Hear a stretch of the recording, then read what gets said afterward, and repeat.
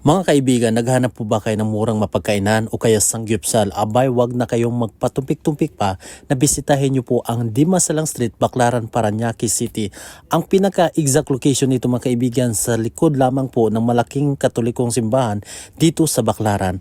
Napagkasunduan kasi namin mga kaibigan ng aking katrabaho na kung saan after day shift of duty namin, nadadayuhin namin tong sangyupsal na ito na nakikita namin sa TikTok.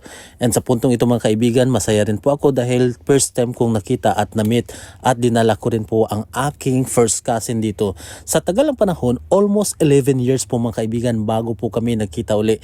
Base po sa pagkaalala ko mga kaibigan, nung ako'y umalis sa Ulutangal, Zamboanga, Sibugay Province, maliit pa lamang itong batang ito. Siya po'y nag-aral pa lamang ng elementarya. Ang masasabi ko dito mga kaibigan, I conclude na masarap ang pagkain nila dito. At the same time, mababait yung mga staff nila dito. Meron silang 199 only rice with drinks na po. Pero sa puntong ito mga kaibigan, ang inavail po namin is 399 per person. Na kung saan lahat-lahat ng putahe dito mga kaibigan ay makakain nyo na. So abay, wag na kayo mag-atubili pa. Bisitahin nyo po dito sa Dimasalang Street, Baclaran, Parañaque City. Pag gusto nyo mga ganitong banding atake na kung saan sa tingin nyo masusulit yung ibabayad nyo at masaya kayo sa kasama ang iyong mga pamilya, kabarkada, katrabaho, what are you waiting for? Pumunta na kayo dito. I would like to shout out Sir JV Ginolos, Ma'am Sing GR, and Mika Tolosa. I-shout out ko po ang aking avid follower dyan sa San Miguel, Bulacan, Mama Marites de la Cruz. Maraming salamat sa pagsuporta.